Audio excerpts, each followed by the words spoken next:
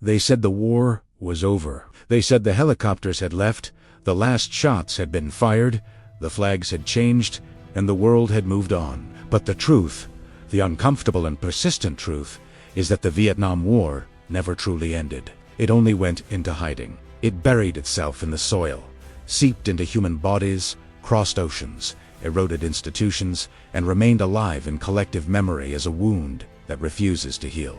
This is not the story of the battles you already know. This is the story of the consequences no one wanted to face, the consequences that are still breathing. To understand Vietnam, one must abandon the idea that wars have clear endings. The last helicopter leaving Saigon in April 1975 was not a full stop.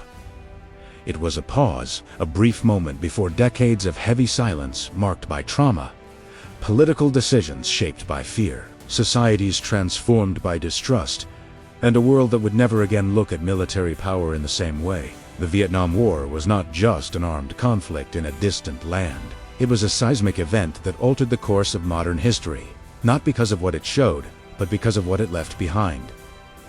In Vietnam itself, the war continued in the ground. It continued in minefields, in unexploded bombs, in poisoned rivers, in forests that never grew back the same way. It continued in the deformed bodies of children born decades after the final bombing runs. It continued in a fragile economy, in slow reconstruction, in the psychological weight carried by a nation that won militarily but paid an almost unimaginable human price. Victory did not bring immediate relief.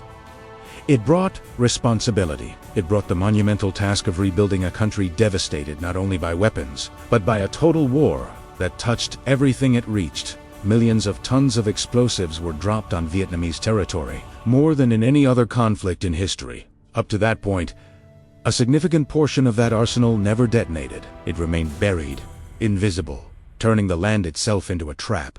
Decades later, farmers still encounter death while trying to plant rice. Children still lose limbs after mistaking rusted metal for toys. The war transformed the very earth into an enemy, and that enemy never signed a peace agreement. But the cruelest legacy was not only explosive, it was chemical. The massive spraying of herbicides destroyed entire ecosystems and poisoned generations. Substances released to strip away jungle cover continued to act silently, altering genetic chains, causing cancers, birth defects, and chronic illnesses. The impact did not appear immediately in international headlines. It revealed itself slowly, over years, like a toxin that never stopped circulating. In T-Sensei, the war did not merely kill. It altered the biological future of a people. Meanwhile, on the other side of the world, the consequences took a different shape. For the United States, Vietnam represented something unprecedented. Defeat without formal admission. There was no surrender ceremony, no triumphant treaty. There was a hurried withdrawal, official silence, and a deeply divided society. The image of invincibility carefully built after the Second World War was shattered on camera. For the first time, a military superpower discovered that brute force did not guarantee political victory. This realization had profound effects. Vietnam marked the end of blind trust in government narratives. Official statements began to be questioned, analyzed, challenged.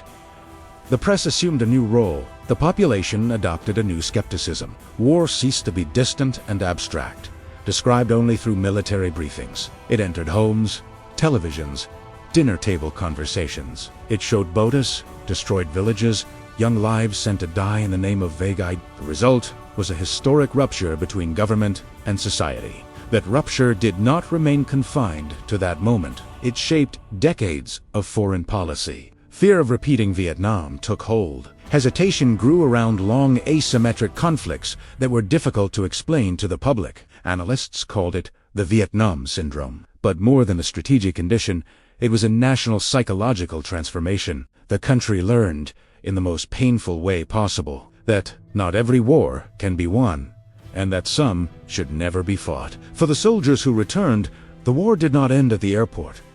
They came back, changed. They carried images that would not fade, sounds that echoed in silence, decisions made in seconds that followed them for life. At the time, there was no adequate language to describe this state. Psychological trauma was often treated as moral weakness. Many veterans were welcomed, not as heroes, but as uncomfortable symbols of a collective mistake. They struggled to reintegrate, to find work, to maintain relationships, to recognize themselves. These men and women fought an invisible war within, a war without medals, without recognition, without a clear end. Post-traumatic stress disorder would only be widely acknowledged years later, when the damage was already deeply rooted. The neglect of these veterans revealed another silent consequence of Vietnam: the inability of modern societies to deal honestly with the true human cost of war. The conflict taught that sending someone to fight is only the beginning of responsibility. The return is just as decisive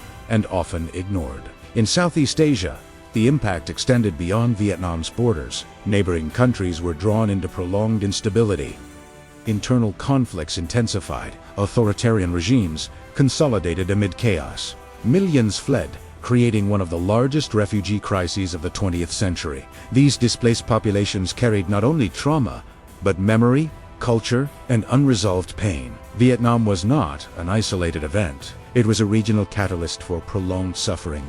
In the West, the war fueled deep cultural transformations. Civil movements gained strength. Youth began questioning authority, tradition, and hierarchy. Obedience ceased to be an automatic virtue. Civil disobedience became a legitimate political language. The war helped redefine concepts of patriotism, duty, and citizenship.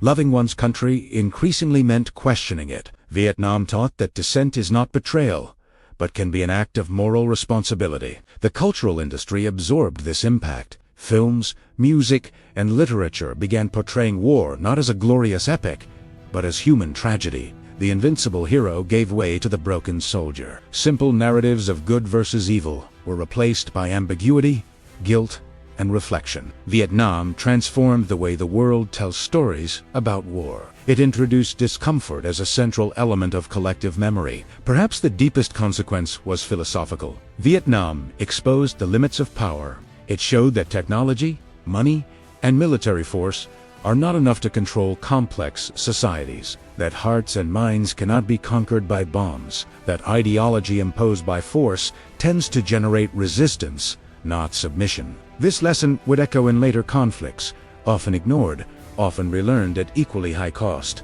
Decades later, the Vietnam War remains an unavoidable reference. In political debates, in military analysis, in discussions about international intervention, it appears as a ghost, a warning, a mirror. Whenever a new war is proposed as quick, clean, and necessary, Vietnam whispers uncomfortable questions. Quick for whom? Clean for whom? Necessary according to whose truth? In Vietnam itself, the memory of the war is carefully managed. It is part of national identity, but not as empty celebration. It is remembered as sacrifice, resistance, and survival. At the same time, there are personal stories that never entered textbooks. Stories of silent loss, impossible choices, interrupted lives. The official war coexists with the intimate war, and neither has fully disappeared. The untold consequences of Vietnam are scattered across the world. They live in cautious foreign policies, in distrust of triumphant rhetoric, in veterans still fighting memories, in families who inherited trauma, in contaminated fields, damaged forests, altered rivers. They live in how we think about war, power, and responsibility. Because some wars end when treaties are signed, others end when the last victim dies. And then there are wars like Vietnam, which never truly end.